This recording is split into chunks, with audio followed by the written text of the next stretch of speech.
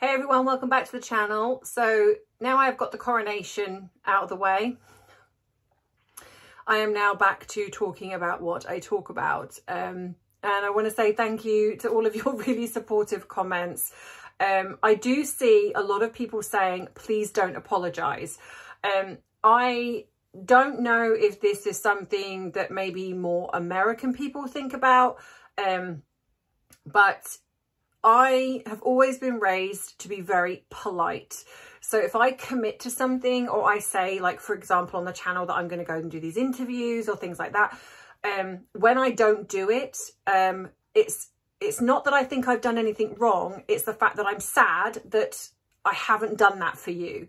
And as much as I absolutely appreciate all of your supportive comments, you've been so lovely, and I wouldn't expect anything less, because you are just, I'm so grateful to the people that are here on the channel. You're just the most warmest, loveliest people.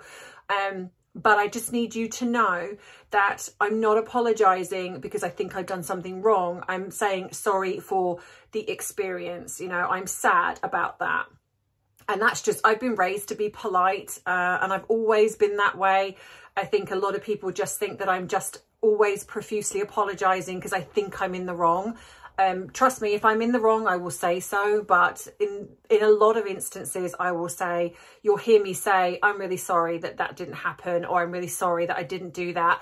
And it's just that, in a way, it's kind of me saying, you know, I'm sad that I didn't get to do what I set out to do. So I hope that kind of explains it. So please, for the people that keep thinking that I'm just apologising, like I think I'm in the wrong all the time, it really isn't that. It's just, that's how I've been raised. My mum and dad raised me well. So I hope that clarifies that for you guys.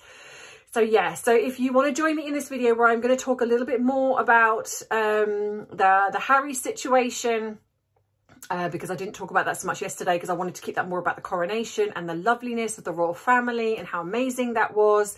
But if you want to join me in this, because I'm going to talk a little bit more in length about it, then you should know what to do by now. Grab your drink of choice, whether it be tea, whether it be coffee, whether it be like me, the lovely cherries and berries, whether it be that you are drinking water, sparkling or still, whether you are having a latte, or you're sitting in the garden having a cold glass of Coke, because it's a wonderful day today. I don't know how it is for you guys out there in the rest of the world, but you might want to add a little something to that drink of choice, because as the flag says behind me, it is 5 o'clock somewhere. So grab your drink and let's dive right in.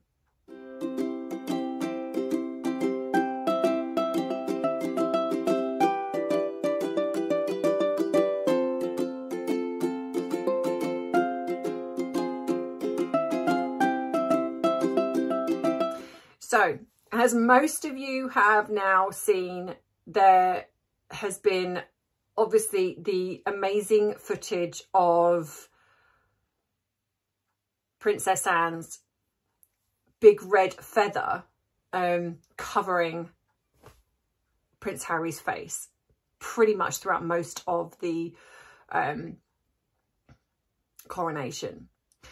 So I want to talk a little bit about what my thoughts are in regards to why he came, because a lot of people have said to me, you know, why do you think he came? Do you think he was coming to make up with his family?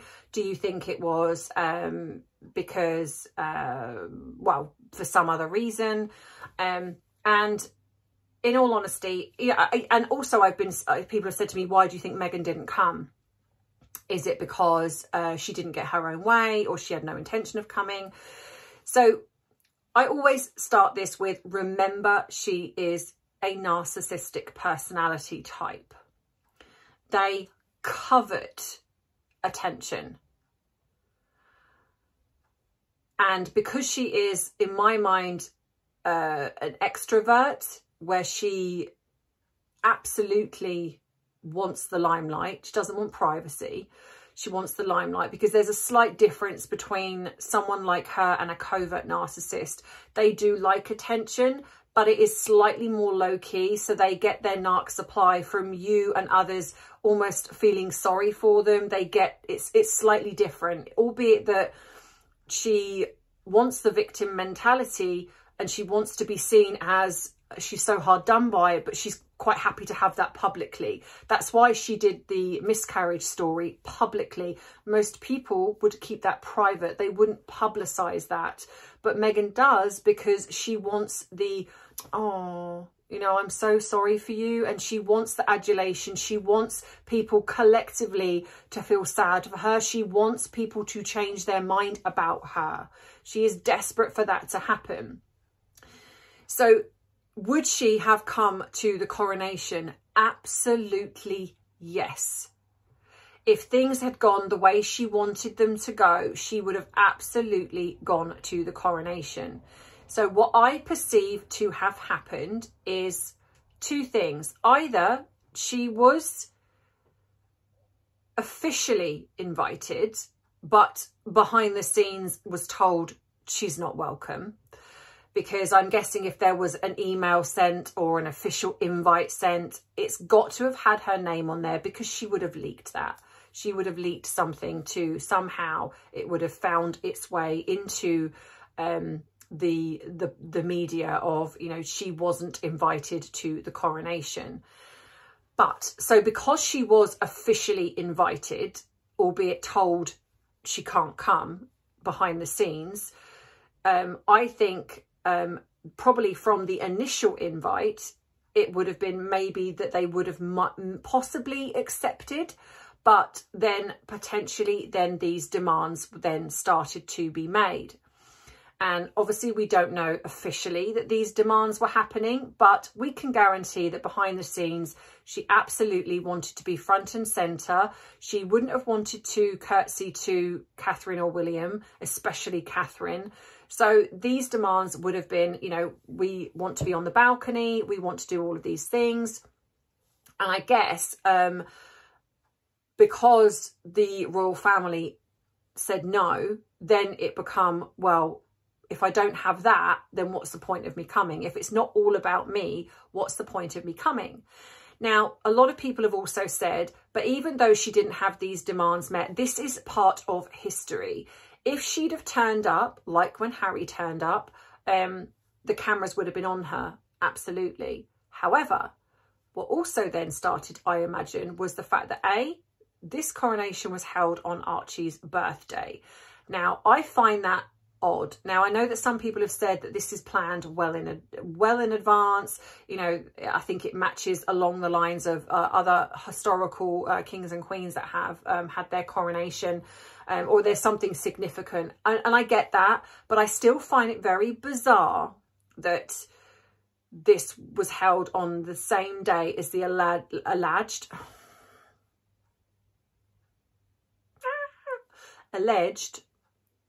grandson. So also then they would have, if they were both coming, they would have to bring the children. They would have to. It would look so odd if they turned up without children, especially given the fact that there were other children there. Even if they weren't part of the coronation because they're young, they would still be at probably the concert. They would still be seen. And we have to be honest and say there is something very fundamentally wrong. Why would you not, firstly, want to come and support your husband? There's supposedly this wonderful, loving couple, but yet she wouldn't come to support her husband. She let him go alone. And obviously the rumour mill was that he was bringing his therapist. I don't know, maybe he did. But didn't seem like he brought anybody. He literally turned up on his own. And of course their fan base are making this seem like, well, she had to stay behind for Archie's birthday. What would have been the most perfect birthday present? And bearing in mind, he's 4. He's 4, so he wouldn't have acknowledged anything, wouldn't have cared for, as long as he's probably got cake and a train, he probably wouldn't have really cared where he was. But can you imagine a more perfect birthday of being there, watching your grandfather get crowned king of a country? No narcissist, in my opinion, no narcissist would have missed that opportunity. So then we have to say, There's a reason why she missed it. Now, a lot of people have also said it's because she didn't get her demands met. Okay, yes, that could be it. But I still believe that if the children were real, or she had access to them, should I say, that she would have come.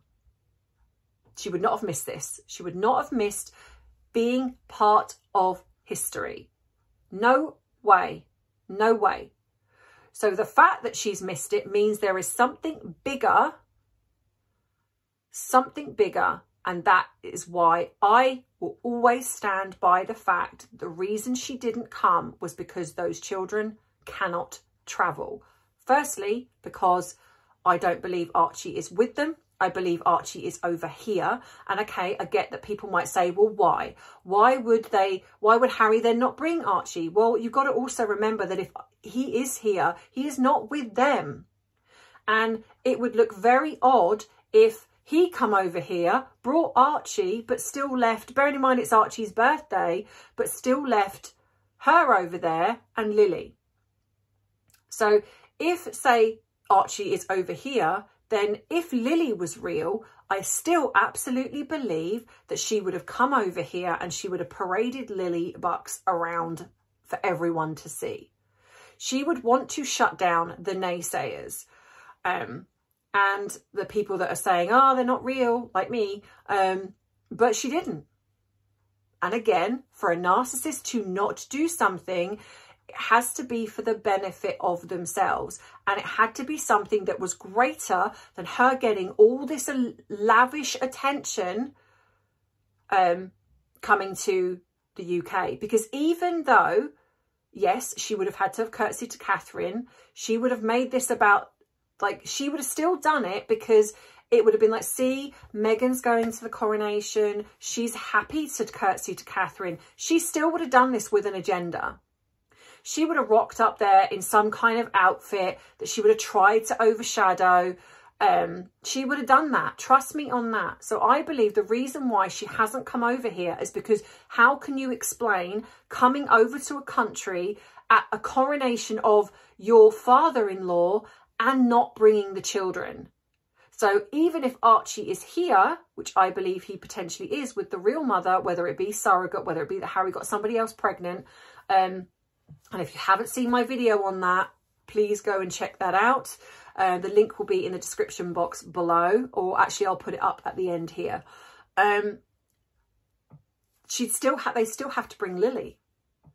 And I honestly, 99.9% am convinced that they have no Lily. The child that we have seen in the odd photograph or the footage, I believe is an actress or somebody they've borrowed, or the photos are manipulated. If you don't believe that videos can be manipulated, then please do your research into deep fake videos, because they are very much real, I can assure you. This has been done for a very long time. You can create deep fake videos. And I'm not saying that that's exactly what they've done, but they are certainly have the money and the means to create fake videos. And if you look at some of the footage, there is a picture of her, or I don't know if it's a picture or it's a video in their docu-series where she is carrying a child that's supposed to be Archie. And if you look, she's carrying him on the right hand side, and I'll put the picture up here so you can see. And look at the size of Archie, who is nearly, well, I guess when they were creating this, say 3.5 years old, let's just say for argument's sake. Now look at the size of Lily. This is a child that we are supposed to believe is what, 8 months old, a year, say even a year old. Look at the size of her compared to the child that's meant to be Archie. When you saw the picture of her at her year, where she was supposed to have had this party at a year old, look at the length of her hair. But yet in this picture, she's got a ponytail at the top. Everything about what they do is fake. And this is why I believe they have Miss Anne Harriman, who is their continued photographer. They have him there because he's in on it. he's in on it. He's probably somebody that's very anti-royal, so he's probably quite happy to go along with this, the lies and everything that she's spilling. So this is why I believe that this whole thing was a charade. And I think that the only reason that Harry come over here probably was because I believe he's due to get some inheritance, probably from the late Queen. I don't know all the ins and outs of that, but I have heard that Princess Anne is in charge of this and she has pushed the date back. But I wonder if they have said, if you don't come and support your father on his coronation, that inheritance is done. You're out. This is your last chance to do something that's actually not about you, and support your father. I don't believe for one second that Harry come over because he was missing his family or because he just felt bad about everything. Absolutely not. I think that he come over here only because he felt he had to. This is why he was in and he was out. Because if he'd have wanted to stick around, if he'd have missed his family or anything like that, he was invited to the lunch. He chose not to go. And he rocked up in a Dior suit. And again, I will put the picture up here. He looked very dishevelled, very crumpled. He made no effort whatsoever. And I'm pretty sure Dior must be kind of going, ugh, why did we choose him? Because he did not sell that suit very well at all. And I'm pretty sure it's probably not going to sell out because of the way Harry wore it. He obviously decided not to wear his toupee at that point because you could see his friar tuck hairstyle in all its glory. And I'm not saying that that's, you know, there are some people that wear their hair like that. They can absolutely, but he seems to chop and change. When he's with Meghan, he must wear it. And probably when he's not, he doesn't need to. It's like he made no effort whatsoever. So it's almost like I'm there for the bare minimum. He just looked out of it. He did not look, he looked like a fish out of water. And I imagine for him, you know, like people are saying, you know, oh, I feel sad for him. No, this is now what we call consequences. This is consequences for your behaviour, Harry. You cannot go on and publicly trash your family and do the things that you've done with your wife and then expect people to be open arms and wanting to talk to you. They have zero trust. The fact that you've put things on Netflix, you've divulged people's security, people's private conversations. People are probably terrified of what actually might go in your next book or for whatever it is. So no, I do not have any sympathy for him. And I think it is very telling, the fact that his wife would not come over and support him in this. They're supposed to be this very loved up couple. I would have done if that was me and my husband was going to say to his, I mean, not that I would allow my husband to do that anyway. In a sense, I would be saying, you know, this is wrong. Don't do this. There's better ways to deal with this. But she's kind of let him go free reign, do whatever he's done. And she doesn't care. She doesn't care. She doesn't care the fact that he was there on his own facing his family, albeit that it's his own fault. And then literally, whistle stop, he was in the car and gone back to Heathrow. Now, I will oh, for goodness sake, show some photographs here. I don't know if these photographs are real, but it shows him on a commercial flight going back. But I don't know if this was... these are photoshopped, but I just found them quite amusing, so I'll put them up here anyway, for those of you. But then the rumour mill started to circulate that he didn't go back to Montecito. He went to San Francisco, and there has been a lot of talk about the fact that he is spending a lot of time over there. And apparently he is allegedly staying at, I think, somewhere that Better Up has set him up somewhere. And this also goes towards the fact that like I have said, I do not believe those two are together. And I will say this till the cows come home. I don't think they've been together for a long time. I think this is just purely business, which is why whenever the rumour mill starts to circulate of, oh, there's trouble in paradise, something's going on, up they pop together. You know, and that's why they appeared at the Lakers game. This whole thing of her having this new hairdo. There's been footage seen of her, and I will be doing a video on her hiking expedition. She hasn't got chocolate brown hair. She's got her dark hair. So that was clearly a filter. And I think a lot of people have also said this. She clearly put a filter on to create her hair to be different. And of course, because she knew the media were going to jump all over that right before the coronation and talk about her change of image. They were going to talk about the Lakers game where she embarrassedly, you know, shunned Harry. And a lot of people have asked me about that, you know, why would she do that? Why would she not kiss for the camera? And in my opinion, a lot of the reason why narcissists do this, aside from having control over the situation or the person, is because potentially there is someone in the wings. She is already finding somebody. And what she's potentially doing is showing that other person that she no longer has feelings for Harry. I'm just doing this for the sake of appearances. I don't love him, and that's why she didn't kiss him on camera. I'm not saying that's true, but if I know narcissists the way I know them, there will be somebody else that she is lining up. She is devaluing Harry publicly, basically to show anyone that's going to look and say, but hang on a minute, you look really loved up there. She's going to be like, yeah, but we're not. If you look, I didn't kiss him. I moved away from him. So it's almost like plausible deniability. To Harry, she can joke and be, oh, do you know what?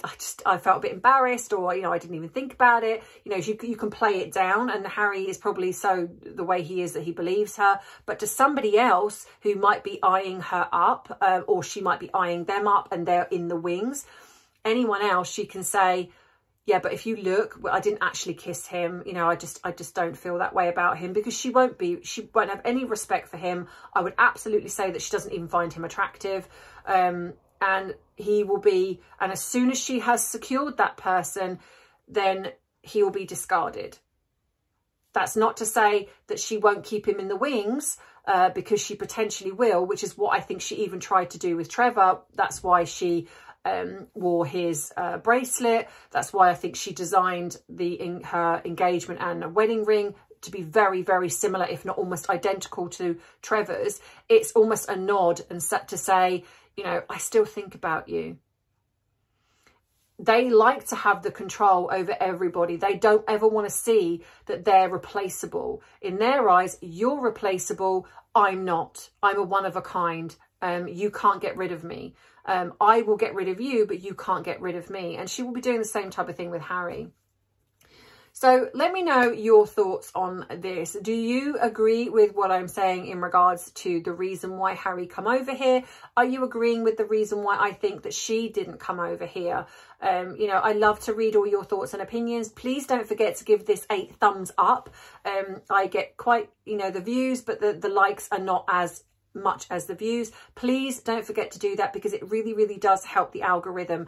And I am asking your support because, again, my channel is targeted again. And I know this because and I appreciate that a lot of channels are going through this. I think it's frustrating for us YouTubers who put the time and effort into these videos, and YouTube keeps messing around with our algorithm.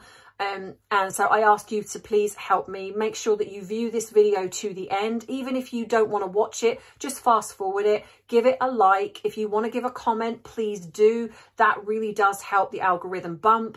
And yeah, just please support us little channels, especially because, you know, it's really hard to do these videos, and you know, it's disheartening when we go on and see that whereas I was getting 30,000-40,000 views, now I'm only getting like 10-11 views again, 11,000 views, which I know to some seems a lot, but when it comes to the viewing standards, it's not, and it pushes the videos down in the algorithm. So you guys can support by doing that. Thank you so much to everyone who was giving me a super chat yesterday. I had some lovely super chats. Thank you so much. You are so kind. I will always say, please look after yourself first. I understand the cost of living is awful right now. So please, first and foremost, look after you. You know, that isn't necessary. I absolutely appreciate it. And you know, it goes to a good cause, wherewith I am helping people behind the scenes have free therapy if they are struggling financially. So I do appreciate that. But first and foremost, look after you. Don't forget to look at all of the links in the description box. You could email me. You can, if you want to purchase a bubble mug or a journal or anything like that, there's lots of things in the bubble store where you can, some for your baby, for your dog, for you. There's hoodies, there's t-shirts, you name it, they're there. I will at some point, when I actually get a minute, will be going in and changing some of the designs. So some of the original design will be going and there'll be a new design. So if you want to go in and get your bubble mug now, I suggest you do so. I will be putting a discount link up. I will be doing that at some point this week. So maybe wait until then, and then I'll put that up in the community page. If you want to send me something, there is a PO box. If you haven't heard from me, if you've sent me something, you haven't heard from me, please let me know, because it will probably mean that I haven't got it, because I do try and send a thank you to everybody that does send me something. And yeah, and in the meantime, I'll see you in the next video. So take care. And as always, remember, I love you, I appreciate you, but most of all, I respect you. Bye bye.